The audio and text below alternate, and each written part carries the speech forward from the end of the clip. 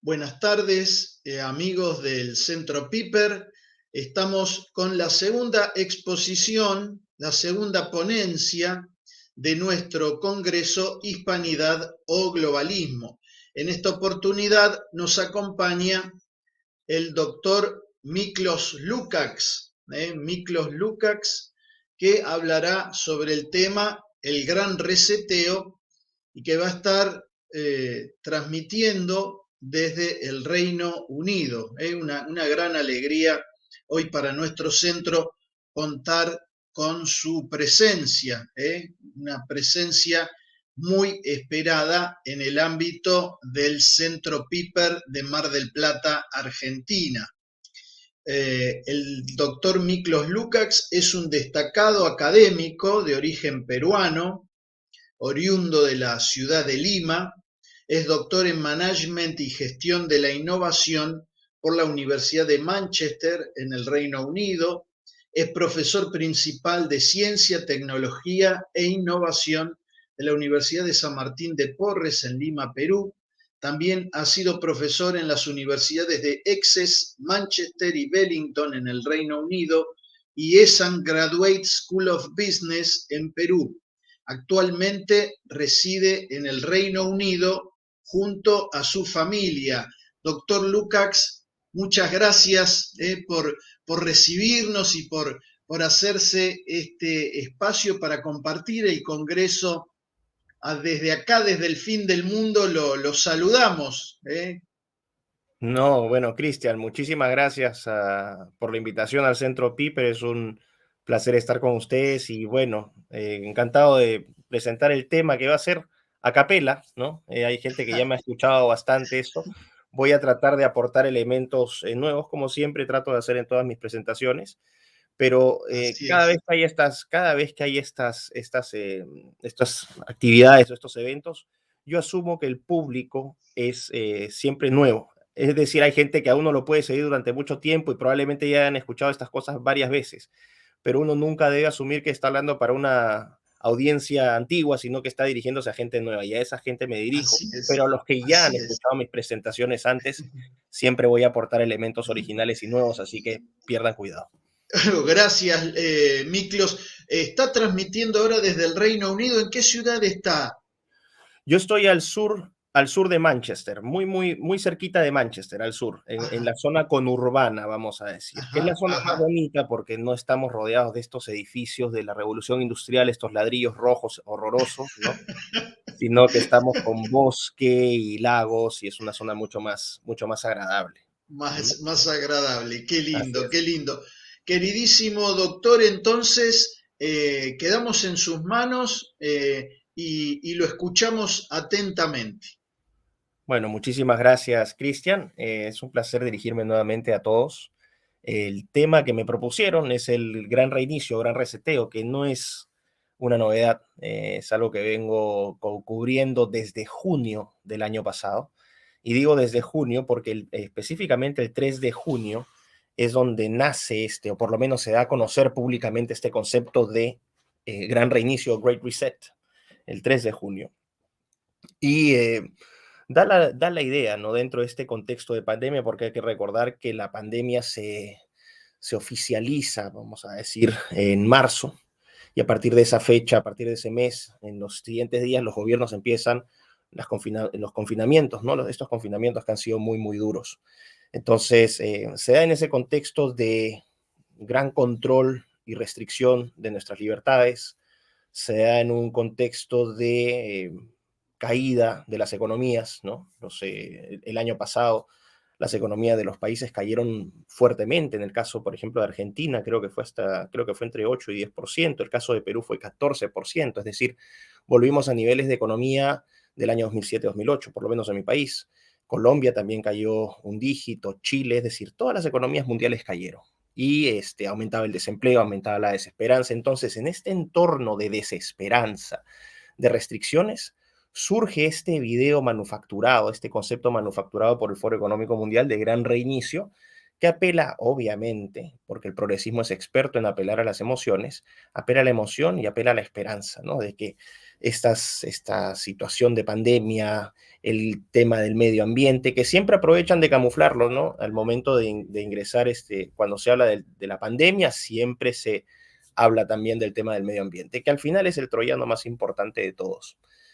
Y que este estilo de vida quizás, ¿no? Esto era una especie de como de llamada de atención a la humanidad, ¿no? Para valorar las libertades y que era necesario darle vuelco a la forma como habíamos vivido.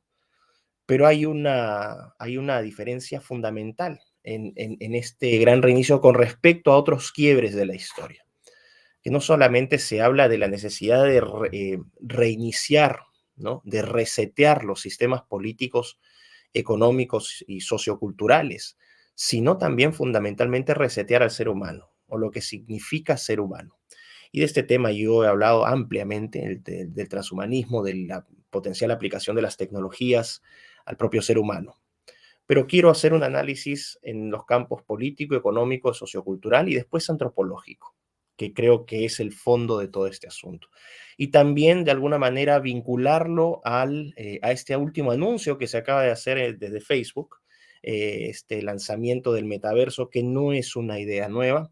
Y si me permiten los organizadores, hoy en la noche, en aproximadamente 6 horas, voy a tener un vivo en mi canal de YouTube donde voy a hablar extensamente sobre este concepto del metaverso, cómo estos elementos están eh, afectando, ¿no? Y buscan redefinir y reconfigurar literalmente todas las formas de interacción social, de producción económica, de relaciones familiares, ¿no? Hay un gran reinicio, como se dice. Bueno, desde el lado político, ¿qué significa un gran reinicio?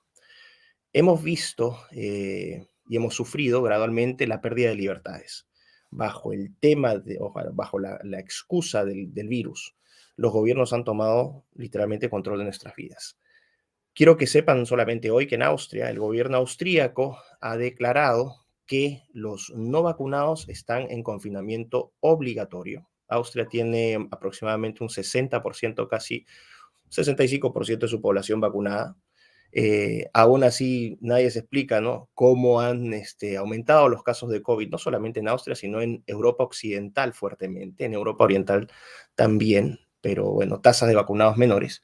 E inexplicablemente, a pesar de estas vacunas, lo que estamos teniendo es un aumento enorme en los contagios. La primera pregunta que uno se haría es, bueno, ¿cómo han aumentado los contagios si la gente está vacunada? La respuesta es muy sencilla, porque los vacunados también difunden el virus.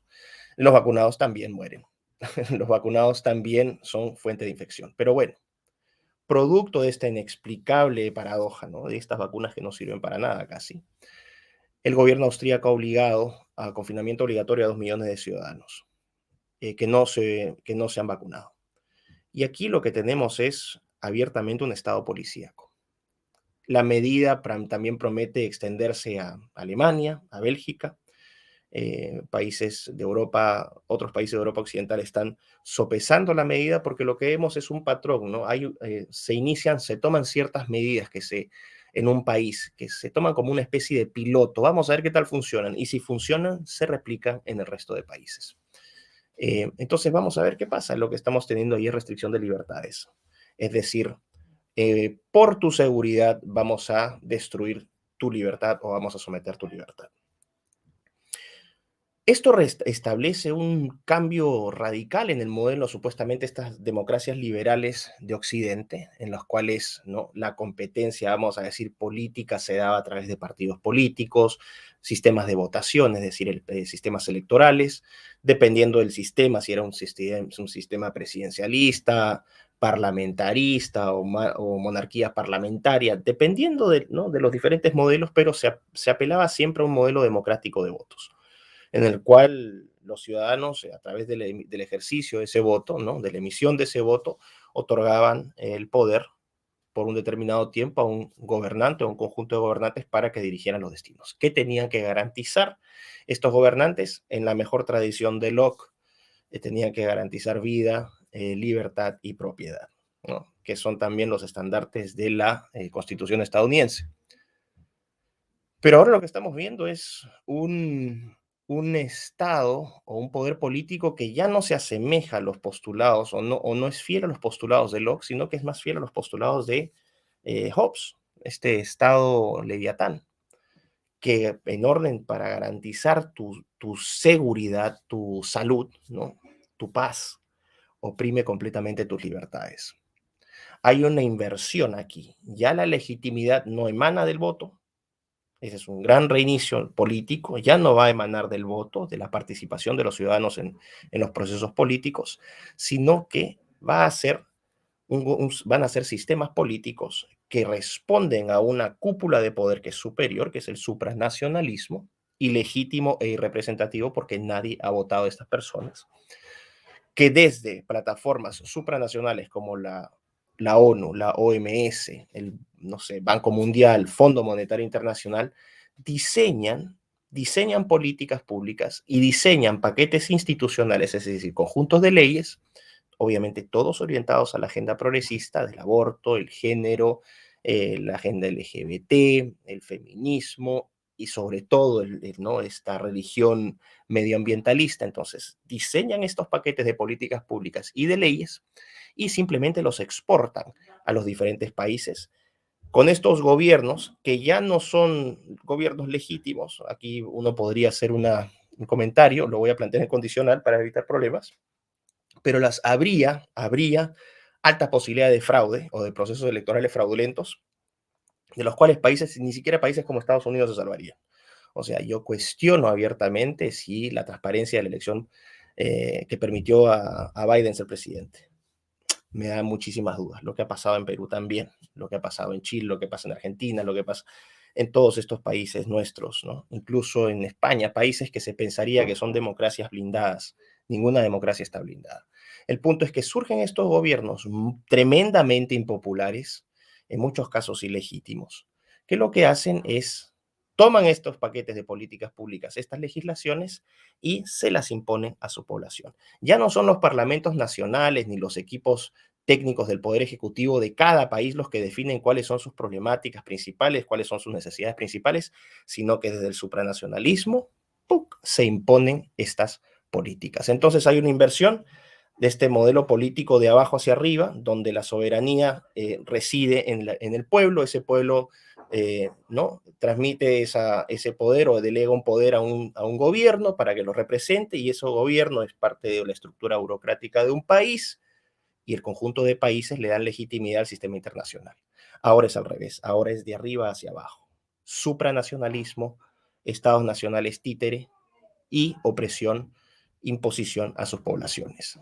Ese es un cambio radical como parte de este gran reinicio político. Y hoy, The Economist, no fue hoy, el miércoles, la revista The Economist, que es esta revista británica muy conocida de economía, ellos se definen como liberales clásicos, lo cual es una broma, es progresismo puro y duro. The Economist es el Pravda del progresismo contemporáneo, ¿no? El Pravda era el panfleto soviético de propaganda, bueno, The Economist es el Pravda del progresismo actual, donde decían que, o nos advertían que se venía el gran gobierno, los grandes gobiernos. Y eso es lo que estamos viendo ahora.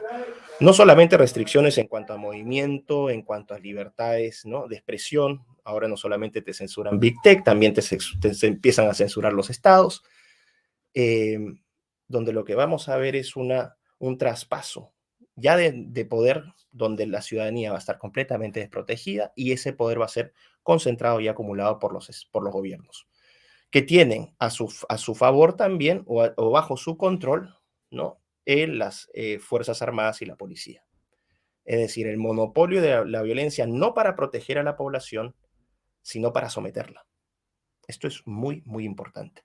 Entonces hay esta inversión. Y con este Estado más grande, también vamos a tener efectos importantes, por ejemplo, en lo que es la proyección de los estados de bienestar. Y aquí entraríamos ya y lo podríamos atar al campo de la economía, es decir, la concentración de un poder político que es ilegítimo y no representativo, porque no representa los bien, ¿no? los valores o los principios y las necesidades de la gente, sino de aquella burocracia o estructura supranacionalista con su agenda progresista Y desde el lado de la economía está atado directamente este estado interventor, este estado de bienestar gigantesco. ¿Qué significa en lo económico? Bueno, a partir del 2020, con estas restricciones, con estos confinamientos, las tasas de empleo disminuyeron radicalmente, la producción de los países disminuyó radicalmente, es decir, la productividad cayó, y esto generó mayor pobreza. Esta pobreza genera mayor dependencia al existencialismo estatal. Entonces es como una especie de crisis inducida, ¿no? Vamos a generar la crisis y vamos a después dar nosotros la solución.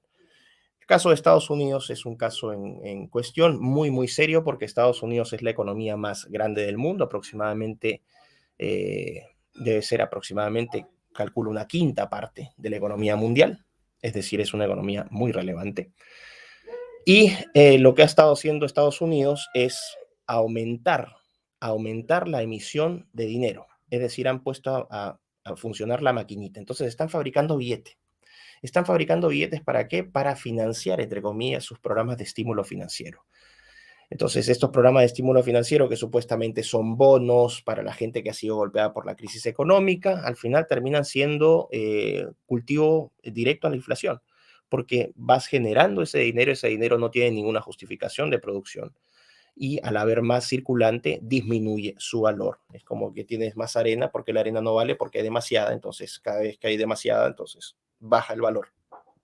Lo mismo ocurre con los billetes, cuando tienes demasiado circulante, ese billete empieza a perder valor porque artificialmente empiezas a aumentar los precios y entras en esta espiral inflacionaria. Entonces, están generando una inflación, se está cocinando una inflación muy, muy fuerte en los Estados Unidos. Tengo entendido que ayer las cifras de inflación para el país que se dieron son las más altas, es la inflación más alta en 30 años. ¿Qué significa esto? Aumentan los precios, el valor del dinero cae, en algún momento se desencadena una crisis económica. Una crisis económica que estoy convencido es inevitable, ¿no? Que también impulsa y justifica esta narrativa de gran reseteo. Es decir, una crisis económica de enormes proporciones inducida, donde lo que se va a hacer es generar más pobres, o la conclusión es, la consecuencia natural es que van a haber más pobres, y esos pobres van a ser más dependientes de los paquetes de asistencia del Estado. Entonces, dentro de este gran reinicio, dentro del gran reseteo, también entra esta idea de que el estado este estado gigante, este estado paquidérmico, también va a aspirar en lo económico. No lo advierte solamente The Economist, sino también lo advierte el propio Klaus Schwab en un libro que él publicó junto a Thierry Malleret en julio del año pasado, si mal no recuerdo, que se llamaba COVID-19 y el gran reinicio. Bueno, ahí también dan las pautas de lo que está pasando. The Economist simplemente está tomando una de las ideas, ¿no? O una de las propuestas o una de las proyecciones de Schwab de que el Estado va a ser más interventor. ¿Qué significa un Estado más interventor en lo económico? Bueno, significa ¿no? En un Estado más asistencialista, la entrega de bonos, la famosa renta básica universal, que creo que es una especie de propina para los desempleados, que va a ser una propina eterna, porque esa gente no va a poder reingresar al mercado laboral, ya voy a explicar por qué, pero vemos un Estado más interventor en el sentido del asistencialismo, un Estado que va a tener que dar, o esto es lo que nos están diciendo, que va a dar permisos sobre qué áreas de la economía y qué áreas de la economía pueden y no pueden ser explotadas. Es decir, cuando uno quiere abrir una empresa, simplemente lo que hacía era abrir su empresa y listo. No tenía que pedirle permiso al Estado sobre qué rubro quería tomar esa empresa o a qué actividad se iba a dedicar uno. Ahora probablemente uno vaya a tener que entrar a pedirle al Estado que te diga en qué áreas puedes invertir y en cuáles no. Esto es muy grave, obviamente, porque es también la pérdida total de la libertad económica. El famoso emprendimiento se ve completamente sometido al poder del Estado. Y un Estado también que para financiar este asistencialismo lo que va a hacer es va a aumentar los impuestos. Es decir, las cargas impositivas van a aumentar. El caso de España, por ejemplo, muy notorio el aumento del precio de la electricidad, ¿no? Ha aumentado hasta el 50-60%. Mis amigos españoles lo saben bien. Es decir, generando una crisis de energía también muy, muy fuerte, que también va a impactar en lo económico. Porque obviamente si tienes boletas de electricidad que están aumentando, vas a tener que disminuir el consumo. Y esto también va en línea con la narrativa del medio ambiente. Entonces, un Estado en lo político, con una concentración de poder vertical, desde arriba hacia abajo, un Estado que en lo económico es asistencialista, un Estado paquidérmico que decide qué actividades económicas son importantes, que te aumenta la tasa impositiva, muy serio. Y también desde lo económico, dentro de este gran reseteo, es el impacto que tienen, ¿no? No solamente el COVID es la excusa, sino las tecnologías que se están impulsando detrás a través de la famosa cuarta revolución industrial. El impacto que van a tener estas tecnologías en el mercado laboral. Efectivamente, como pone José, ¿no? Emisión descontrolada, inflación elevada. Y como dice China, el caso de Evergrande, exactamente, que ahorita se está declarándose en default, ¿no? Que no puede pagar deuda. Pero ya voy a entrar a eso. Gracias, José. El caso del empleo, con las famosas tecnologías convergentes, particularmente relevantes la inteligencia artificial y la robótica, que este año ya han desplazado en todo el mundo a más de 70 millones de personas. 70 millones de personas en el mundo se han quedado sin empleo porque la inteligencia artificial y la robótica los han reemplazado.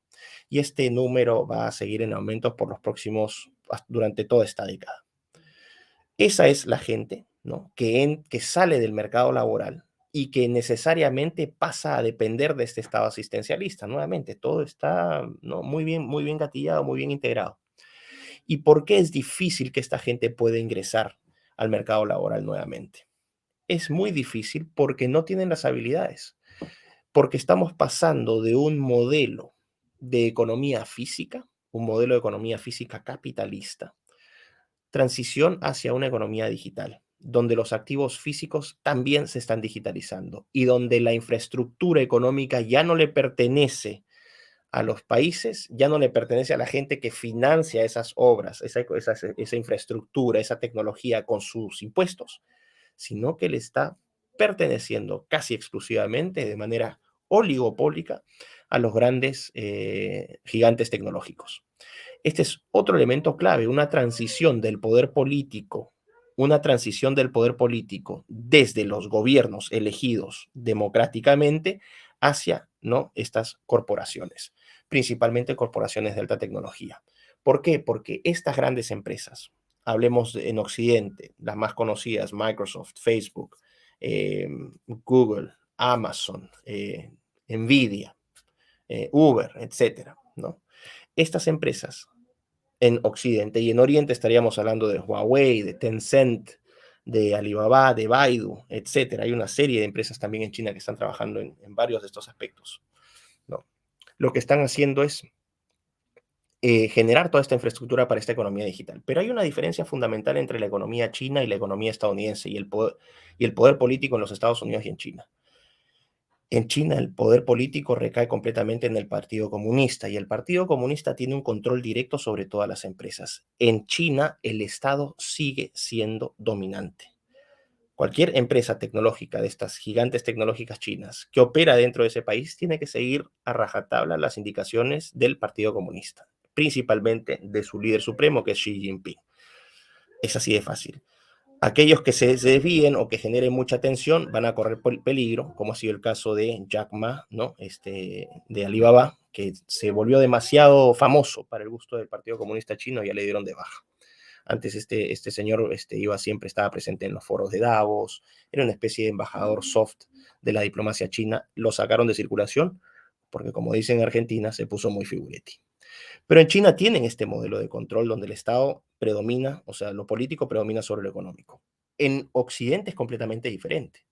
Cuando vemos estas empresas, estos gigantes tecnológicos como Microsoft, Google, Amazon, Facebook, Apple, etcétera, estas empresas no están sometidas directamente al mandato de los Estados Unidos. Claro, en teoría sí, pero tienen tanto poder. Y no solamente un poder económico. Vean el acceso, ¿no?, al manejo de la información a través de las tecnologías de cloud computing, ¿no? Toda la data que tienen alojada en sus servidores. No solamente es data de empresas, sino que es data de seguridad nacional, del FBI, de la CIA, del Pentágono. Entonces, han acumulado un poder enorme y no existe esta sumisión o este sometimiento del Estado a la empresa como existe en China, en los Estados Unidos. El punto es que aquí sí se establecen dos modelos dentro de este gran reinicio económico que implica la, vamos a decir, la digitalización de las economías capitalistas físicas. Lo que estamos viendo aquí es que toda esta infraestructura pasa a ser controlada por estas corporaciones que son las que desarrollan el software y el hardware para crear esta economía digital. El punto ahí también es qué pasa con la gobernanza, qué pasa con la representatividad, qué pasa, por ejemplo, con los casos de oligopolios o monopolios o oligopsonios. Todas estas fallas de mercado que son patentes, ¿no? Actualmente, ¿no? Porque lo que tienes es el peligro de que el poder monopólico o oligopólico también se transforme en algún momento en un poder político, que es lo que estamos viendo ahora. Entonces, frente a esa situación, frente a esa digitalización de la economía, ¿qué es lo que hacemos? Cómo se reincorpora esa gente que ha sido eliminada del mercado laboral producto de esta ola, de este tsunami tecnológico? Es gente que no entra, nunca más va a entrar, porque no tienen la capacidad, ni las habilidades técnicas, ni el tiempo, ni los recursos para hacer esa transición. Y estamos hablando, por ejemplo, el mercado de desde profesiones o desde oficios elementales, ¿no? Como por ejemplo trabajar como en una planta industrial ensamblando partes o poniéndoles etiquetas a las latas de conservas o metiendo, empaquetando los espárragos en una caja. Esas tareas se están automatizando. Esa gente tiene cero posibilidad. Pero no solamente ellos están amenazados. Las profesiones de mando medio, ¿no? Los médicos, los ingenieros, los arquitectos, los contadores, no es que en algunos casos estas profesiones vayan a desaparecer, porque no van a desaparecer, pero sí muchos van a verse desplazados, porque van a tener que convivir con estas tecnologías, con la inteligencia artificial y con la robótica. Y hay profesiones que sí van a desaparecer abiertamente. Profesiones de carácter analítico van a ser completamente erradicadas. Especialmente acá siempre pongo el ejemplo de los pobres contadores. Los contadores tienen los días contados, por ejemplo. Y así como esa profesión, otras más. Entonces, ¿qué hacemos con esta gente que ha sido expulsada del mercado laboral? Difícil que reingresen. No todos van a reingresar. Aquellos que no tengan la capacidad, la visión, los recursos para hacer la transición de una economía física a una economía digital, están perdidos, porque hacia eso vamos. Otro elemento importante también dentro del gran reseteo, condicionado por este cambio en el mercado, ¿no? En el mercado laboral, este cambio paradigmático en la economía, las profesiones que se están ofertando. ¿Qué pasa con el modelo de educación? Estamos viendo ahora que la educación es cada vez más online, más a distancia. No solamente esas actividades, sino también las actividades de sociabilización entre seres humanos. Es decir, todo se está virtualizando, pero en el campo de la educación no solamente están cambiando los métodos de enseñanza, sino también la oferta educativa tiene que cambiar producto de estos cambios en lo político, en lo económico, en lo laboral. ¿Y qué profesiones se ven con futuro? Bueno, todas aquellas, por ejemplo, que tengan que ver con altas tecnologías van a tener un campo, no solamente en el desarrollo de tecnologías físicas, sino principalmente gestión de datos, ¿no? Administración de datos. Vamos a hablar de programadores, programadores en lenguaje de inteligencia artificial, matemáticos, estadistas. Esa gente va a tener mucho, mucho campo. Desde la biotecnología, por lo menos en los países desarrollados, también la gente que esté trabajando en genética, que esté trabajando en biología molecular, en epidemiología. Bueno, mucho campo. Pero hay otras profesiones que no van a tener cabida, ¿no? Y no es que no vayan a tener cabida porque no hay interés, sino porque el nuevo modelo económico, este modelo digitalizado, lo exige. Estamos viendo un aumento muy fuerte, un impulso muy fuerte a estas profesiones llamadas STEM, Science, Technology, Engineering y Medicine, ¿no?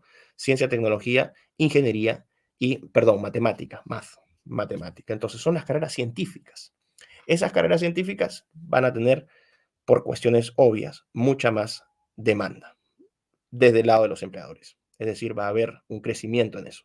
Pero ¿qué está pasando, por ejemplo, con profesiones que son más humanas, ¿no? O con oficios que son más humanos? ¿Qué pasa con la literatura, con los estudios clásicos, con la historia, ¿no? Con los geógrafos, con los filósofos? Miren, muy interesante lo que está pasando, porque el campo de los estudios clásicos está siendo cada vez más escondido, más limitado. Y esto también plantea enormes cambios dentro de la oferta universitaria, que es lo que estoy viendo que está pasando ya, que las universidades están modificando esa oferta universitaria. Pero ahí también se está generando una oportunidad. Mientras las universidades están adecuando su oferta universitaria a este modelo de economía digitales, están surgiendo alternativas, ¿no? Alternativas educativas, no necesariamente de universidades o de centros oficiales, sino de cursos online donde se ofrecen aquellos estudios que las universidades están despreciando. Y para el bien y para la satisfacción de la gente que se ha atrevido a enseñar estos temas, la demanda aún sigue siendo alta. Pero más allá de estos juegos de oferta y demanda, lo que vemos entonces es el cambio en la política, el cambio en la economía con esta transición hacia lo digital, el impacto en el mercado laboral, ese impacto en el mercado laboral que impacta también el aspecto educativo, ¿no? Ahí estamos viendo estos cambios. Hasta ahí, en lo político, en lo económico, en lo sociocultural, un gran reinicio en cuanto a las relaciones interpersonales. La virtualización nos ha afectado, no tanto a los adultos, pero sí a estos niños, la generación COVID, que son niños que han vivido meses durante momentos críticos de su formación personal, han vivido meses en confinamiento, literalmente encarcelados, que han vivido en este confinamiento y que les ha impedido en muchos casos desarrollar de manera sana vínculos interpersonales con otros niños. Es decir, son niños, es una generación, no lo vamos a ver ahora, pero sí en unos años más, es una generación que es socialmente disfuncional o que tiene severos problemas de asociación, que tiene severos problemas también de confianza propia. Son niños que nacieron asustados, están aterrorizados porque el temor que vieron en sus padres ha sido transferido hacia ellos. Entonces, es una generación insegura, socialmente disfuncional, eh, poco, ¿no? Menos creativa, porque al estar encerrados completamente en una casa y ver el mundo solamente de la pantalla, las capacidades cognitivas, las capacidades creativas también se ven afectadas. Hay unas propuestas o hay unos libros y trabajos académicos que se han publicado que plantean que el coeficiente intelectual de los seres humanos en los últimos 15, 20 años ha bajado. Es muy difícil, creo yo, determinar a ciencia cierta si eso es así, pero en base a la experiencia, ¿no? A la relación al ver, ¿no? Una experiencia limitada, no puedo decir que a partir de esto se pueda generalizar una conclusión, pero lo que yo he visto es que los jóvenes y los niños sí son, vamos a decir, no necesariamente menos, no quisiera decir menos inteligentes, pero sí son menos creativos y es mucho más fácil acomodarlos, adoctrinarlos, parametrarlos. Creo que es una generación más dócil también, ¿no? Entonces, estamos viendo también este impacto en lo sociocultural. ¿Qué pasa en la relación, por ejemplo, de las personas?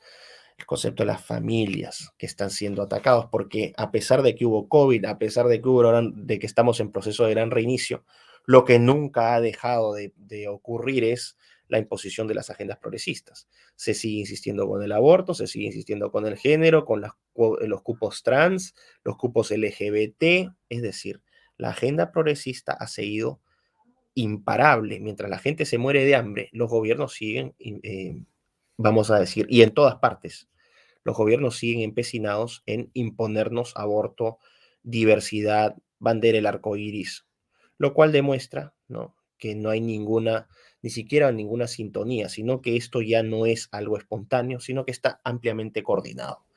Porque la evidencia es esa, todos los países exactamente parametrados haciendo lo mismo. El gran reseteo es global.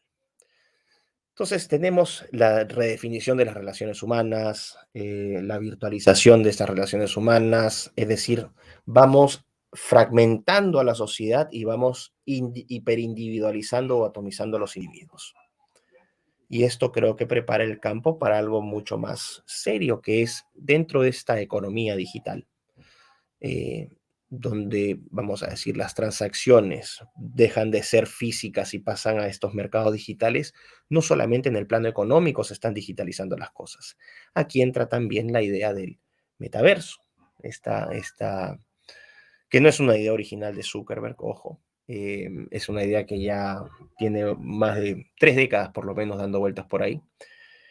Y Zuckerberg la hizo conocida porque simplemente es el primero que ha apostado todo o nada a que Meta, antes Facebook, es la primera empresa que se compromete, se está jugando literalmente todo o nada, se compromete a desarrollar un sistema, un metaverso en los próximos años. Bueno, este metaverso también implica la digitalización no solamente de la economía, sino de absolutamente todo. Es la digitalización de la vida del ser humano. El ser humano de carne y hueso que pasa a convertirse en un avatar, en un personaje digital. Y aquí también hay una serie de problemas. ¿Qué pasa si digitalizamos, ¿no?, nuestras vidas o empezamos a tener dobles vidas? Una vida en el mundo real y una vida en el mundo digital. Si la vida en el mundo real es poco atractiva por todos los problemas que les he mencionado, es natural pensar que este metaverso, ¿no?, te invita a un mundo de fantasía, un mundo de felicidad, igual que las drogas, donde puedes meterte y olvidarte de tu triste realidad y vivir la vida que siempre has soñado vivir. Ahora estamos especulando un poco porque está el campo de la ciencia ficción. Es decir, el metaverso, según lo proyecta Zuckerberg, todavía no es posible. No es que la idea no sea nueva, la idea ya ha dado vueltas. Ya hay metaversos pilotos que han funcionado muy bien. Ojo, pero la visualización de Zuckerberg, no estamos bastante lejos de eso todavía. El problema es que tenemos que anticiparnos porque esta gente ve a 10, 15, 20, 30 años de hoy. Y a la gente de a pie solamente le alcanza para ver a los próximos meses o los próximos 5 años. No hay una visión de largo plazo. Y es una visión no solamente cortoplacista, sino también bastante estrecha. Y esto no es que sea un defecto de las personas. La vida nos condiciona a tener las perspectivas que tenemos. Si es una persona que no nació en una buena situación, no tiene una buena situación económica, su preocupación última va a ser el metaverso y el impacto antropológico del metaverso. Su preocupación primaria va a ser cómo llevarle pan, ¿no?, a la familia, cómo pagar las cuentas, cómo pagar el colegio a los chicos. Entonces, se juega también con la necesidad para mantener cautiva y mantener totalmente adormecida a la población. Pero podemos también algunos hacer el ejercicio y ver qué puede pasar de acá a unos 15, 20, 30 años con esta realidad paralela, con esta realidad del más allá. Y podemos decir también que si bien se ofrecen cosas muy positivas, también podrían ofrecerse cosas o podrían ocurrir cosas muy negativas. Y dentro de las más negativas, que este metaverso sirva de escape para mucha gente que nos tolera su mundo real y que pasa literalmente a tipo opio digital a vivir en el mundo de la fantasía. Esto también sería una consecuencia del gran reinicio, porque el gran reinicio lo que te dice es, básicamente no vas a tener nada y vas a ser feliz. Bueno, en el mundo digital, en el metaverso, ¿qué vas a tener en el metaverso? Nada. Vas a estar como un zombie con tus anteojeras, ¿no?, viviendo esa fantasía que la realidad del mundo natural te niega, de manera natural o artificial. Entonces, estamos en un periodo de enormes cambios, estamos en un periodo de grandes transiciones.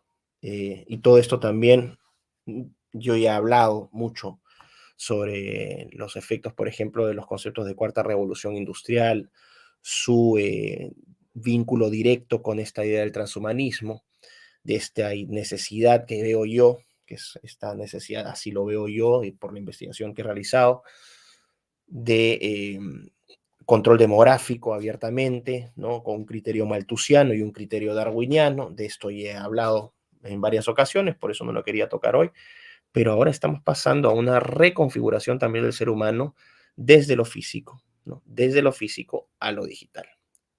Sea desde la perspectiva transhumanista, o sea, desde la perspectiva del hombre avatar, los principios siguen siendo los mismos. Utilitarismo, ¿no?, el hombre reducido a un objeto, a una cosa. El materialismo, es decir, la dimensión trascendental, espiritual, completamente ¿no?, extirpada de la vida de los seres humanos. Estamos hablando también de un relativismo total, la ausencia total de verdades objetivas. En el metaverso esto llega a un punto absoluto. En el metaverso cualquiera puede ser lo que quiera hacer. La forma de llegar a consensos es casi nula, casi nula. Entonces esto abre la puerta al caos, abre la puerta a la disolución de las sociedades, abre la puerta al extenderse a la disolución de las sociedades, la disolución de los sistemas económicos como los conocemos hoy, la caída de este modelo capitalista, ¿no?, que promovía el emprendimiento, sino que cada vez una estatización de lo económico, y desde lo político, la irrelevancia absoluta de los estados, la irrelevancia absoluta del concepto de soberanía, de autodeterminación, de elecciones, a través de la automatización de procesos, toma decisiones que cada vez son delegadas más a máquinas que a seres humanos, y al final lo que vemos es una enorme asimetría de poder que cada vez se está haciendo más grande entre los de abajo y los que están arriba. Y los que están arriba son los que controlan estas tecnologías, controlan la narrativa y tienen bajo su mando, ¿no?, por lo menos informal, a toda esta base de lacayos que operan hoy con cargos ejecutivos o legislativos o judiciales. Entonces, no es un futuro muy, muy bueno el que nos plantea el gran reinicio. Creo que el gran reinicio es fantástico para quienes están arriba, pero el gran reinicio es terrible para quienes estamos abajo. No es una oportunidad para mejorar, sino que es una oportunidad para refundar sobre la base de una población que puede servir o que de hecho sirve, ¿no?, como conejillo de indias para estos nuevos modelos, para la implementación de nuevos sistemas, ¿no?, de nuevos ordenamientos políticos, económicos, socioculturales y cada vez crecientemente digitales. Así que bueno, gracias. Voy a dejar ahí la conversación. No sé si me quieran hacer preguntas.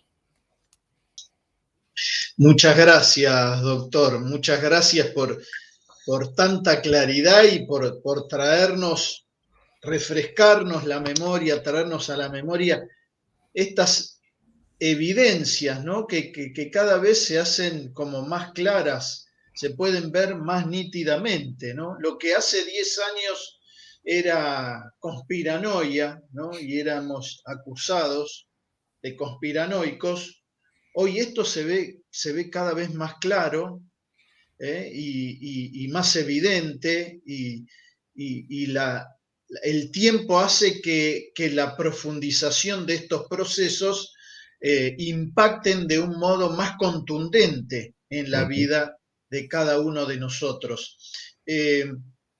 Una pregunta nada más, sabemos que está con el tiempo ajustado, así que desde ya le agradecemos esta magistral exposición, doctor, Gracias, Cristian. y le preguntamos frente a este horizonte que tenemos por delante, ¿qué recomendación desde su experiencia, desde su capacidad perceptiva de todo esto que está pasando, qué nos recomienda a los ciudadanos de a pie, para amortiguar el impacto de este reinicio y para prepararnos, ¿no?, a tener una visión como la que tienen los que preparan estos planes, una visión no tan estrecha, sino un poco más amplia y un poco más larga en el tiempo? ¿Qué debemos hacer? ¿Cómo debemos prepararnos para estos tiempos que se avecinan y que usted ha expuesto con tanta claridad? Bueno, Cristian, lo primero, decir, bueno, saludos a toda la gente que nos ha acompañado en el chat, que ha estado viendo la presentación, a todos ellos un gran abrazo. Juan José Gómez Centurión está aplaudiendo, dice, supuestamente, ¿no? Así que al supuesto Juan José Gómez Centurión, si es el firme y si no es el firme, no importa, igual le mando un Es saludo. él, Ah, es él, Miklos, es él. entonces un Eh, fuerte abrazo a Juan José. Tú nunca sabes. aprovechamos para saludarlo y darle gracias también de estar acá compartiendo Sí, este momento con nosotros. un héroe, un valiente, un hombre que inspira mucho. Así que un fuerte abrazo a Juan José también, a Mónica también, que siempre manda saludos, a José y a toda la gente que nos ha acompañado. Lo primero que tengo que decir es que lamentablemente no traigo buenas noticias. ¿Por qué? Porque el cambio va a ser inevitable. O sea, el tsunami tecnológico se viene. Y yo siempre he dicho, uno no tiene que tener miedo a estos cambios, no, porque estos cambios son inevitables, son parte de la vida. La historia del hombre es cambio. No, no somos una cuestión lineal, horizontal, sino que estamos siempre en una pendiente, ¿no? Entonces, ese cambio va a venir, es inevitable. El problema no es que haya cambio, el cambio no es el problema es los términos en los cuales se nos está imponiendo ese cambio. Ese es el problema. A mí me puede parecer, yo puedo desconfiar legítimamente de una tecnología, ¿no? Puedo asustarme con respecto al impacto laboral que pueden tener la inteligencia artificial o la robótica, y es legítimo que yo me preocupe sobre eso. Pero eso no significa que se tenga que detener necesariamente ese cambio. Y tampoco significa que yo acepte todas las condiciones de ese cambio, porque me están diciendo, mira, la condición es, el cambio tecnológico es inevitable. Esta es la narrativa del gran reinicio, ¿no? El cambio tecnológico es inevitable, todo va a cambiar, lamentablemente, te guste o no, te vas a quedar sin empleo, pero nosotros, como somos buenos, probablemente te demos una renta básica universal para que vivas viendo Netflix, ¿no? Ahí en tu cubil, y bueno, vivas una vida completamente intrascendente por el resto que te queda, pero bueno, eso es lo que hay. Eso es lo que yo digo que uno tiene que rechazar, los términos. ¿Por qué tendría yo que aceptar esa condición de que me quieren confinar o de que me quieren limitar mis derechos y que me quieren dar simplemente una propinita para que yo viva? No tengo por qué aceptar eso. El cambio que venga, inevitable, viene, pero no tengo por qué aceptar esas condiciones. Cuando me dicen, mira, hay una tecnología que es CRISPR, que es maravillosa, que puede ayudar a curar enfermedades, yo digo, fantástico, utilicen esa tecnología para con fines terapéuticos. Si pueden derrotar el cáncer con esa tecnología, adelante, me parece fantástico. Pero cuando nos dicen, bueno, y también sabes que vamos a empezar a diseñar personas y vamos a empezar porque hay crisis de órganos, entonces vamos a empezar a mezclar genes de cerdos con genes de humanos y vamos a empezar a producir órganos. Ahí yo digo, bueno, esos términos no tengo por qué aceptarlos.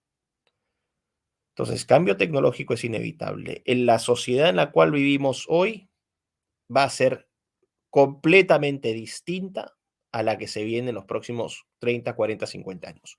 Completamente distinta. Ni hablar de acá a un siglo. Completamente distinto. Pero no tenemos por qué aceptar esas condiciones. Y para mí, las condiciones se resumen en algo muy importante. La deshumanización del ser humano en nombre del progreso tecnológico. No tenemos por qué aceptar eso. No tenemos por qué aceptar deshumanizarnos en nombre del progreso tecnológico. Porque ese progreso tecnológico significa un poder político y económico para quienes implementan, diseñan y supervisan esas tecnologías. Pero siempre, pero implican un costo muy grande para quienes supuestamente nos deberíamos beneficiar de esas tecnologías. Al final, la transferencia de todas las responsabilidades y la transferencia de todos los daños es hacia los ciudadanos. Exacto. Y eso me parece. Entonces, me dicen, ¿qué hacer? Bueno, preparen, quieran, son aplicaciones, vamos a decir, cuestiones muy prácticas. Abracen mucho a sus familiares, abracen mucho a sus hijos, que sus hijos recuerden lo que es el calor humano. Háblenles, ¿no? ¿Qué es la verdad? Si tienen un sistema de valores a través, por ejemplo, católicos, llévenlos a sus hijos a misa, denles un sistema de valores. No tengo amigos que son protestantes, bueno, ellos tendrán su forma de ver el mundo, como sea. Pero el punto es un sistema de valores. ¿Por qué un sistema de valores? Porque les va a dar absolutos. Van a ser esos pequeños banderines en este horizonte progresista que está que carece de todo tipo de banderines. Es decir, un Exacto. metaverso absolutamente relativista donde todo es posible, nada es malo o nada es bueno. Es terrible. Entonces, algo que les permita, sobre todo a los más chicos, que son el objetivo del progresismo, que les permita plantarse en banderas donde puedan ubicarse en este relativismo que es criminal. En una sociedad, sea física como la que tenemos, o incluso digital, en una sociedad sin absolutos, es imposible llegar a consensos. Y al no llegar a consensos es imposible establecer acuerdos. No se puede convivir socialmente. Y cuando no se convive socialmente, dos alternativas: el aislamiento total o el conflicto. Y yo creo que hacia eso vamos. Así es, vamos. ¿No? Darle la capacidad entonces a los más chicos, a nuestros jóvenes, a nuestros adolescentes, a nuestros niños, darles valores, darles mucho amor, que recuerden siempre lo que significa el afecto de una madre o de un padre, de un hermano, de los amigos. Aquellos que tienen su enamorado, quiéranse. Nadie va a reemplazar nadie va a reemplazar al ser humano. Exacto. Miklos, en los 2 últimos minutos te hago esta pregunta. Ya has hablado de esto, pero creo que viene al tema. Has hablado de que hay una relación entre este transhumanismo y el aborto y la ideología de género y la agenda progresista en general. ¿Podrías, para los que nos están escuchando, que están dejando mensajes, que están muy contentos y se está aclarando en esta exposición muchas cuestiones que están ahí dando vueltas? ¿Qué relación hay entre el transhumanismo y esta avanzada sobre nuestros países a favor del aborto, a favor de la ideología de género y de la agenda progresista en general? Bueno, si me permites, un pequeño, como decimos en Perú, un pulicherry, aparte del vivo que voy a dar sobre metaverso hoy, hay un video sobre una presentación que hice en México, bueno, las presentaciones que hice en México, donde hablo precisamente de este tema en extenso, pero para resumirlo, cuando hablo de todas las agendas progresistas, hablo de agendas que apuntan hacia la redefinición y reconfiguración del ser humano. Esto es muy importante. Todas las agendas progresistas apuntan a la redefinición y reconfiguración del ser humano. Cuando hablamos del aborto, lo que estamos hablando es de la cosificación, ¿no? De la cosificación del ser humano, una cosificación total. El ser humano convertido en cosa. Y con las cosas tú puedes hacer lo que sea. Las cosas puedes desecharlas, puedes manipularlas, puedes producirlas, puedes venderlas. Bueno, eso ya ocurre con el ser humano. Y eso se expresa a través del aborto, a través de los experimentos con seres humanos en laboratorios de universidades y centros de investigación, con los vientres de alquiler, donde uno manda a comprar niños a pedido en las, ¿no? Clínicas de inseminación artificial, donde uno puede también pedir catálogo, qué tipo de donantes, para qué tipo de características quiere físicas para su hijo, y esos tienen más o menor precio dependiendo del tipo de características. Entonces, a través del aborto lo que haces es eso. A través del género lo que estás haciendo es relativizar la condición del ser humano. Ya no eres una realidad objetiva física, sino que puede ser cualquier cosa.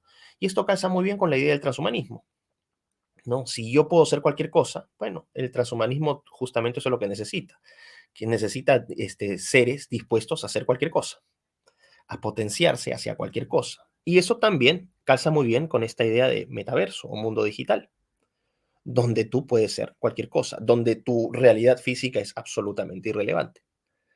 Entonces, fíjense qué interesante, no solamente es, uno tiene que ver los principios aquí. ¿Cuáles son los principios? Y los principios que se mantienen, como dije, son utilitarismo, materialismo, relativismo, cientificismo, esta fe en la ciencia, la pérdida total de una dimensión trascendental, el ataque frontal a la religión, especialmente en Occidente al cristianismo, al catolicismo en particular, ¿no? ¿Por qué? Porque implica absolutos, y lo que menos necesita el progresismo para imponer estas agendas es absolutos. Entonces, son, son cuestiones que van a llevarnos a, pienso yo, nos van llevando a la degradación de lo que es nuestra propia condición, a la poca valoración de lo que es nuestra condición. Y yo creo que ese es un grave problema. Lo mismo pasa con el feminismo, es decir, eh, también, ¿no? Esta inversión de roles, tratar de masculinizar a las mujeres, afeminar a los hombres, en esta idea de falsa igualdad, las nuevas masculinidades. Nuevamente, sobre la base está el relativismo. En un mundo de relativo, un mundo totalmente relativo, contradictoriamente o paradójicamente, todo, absolutamente todo es relativo.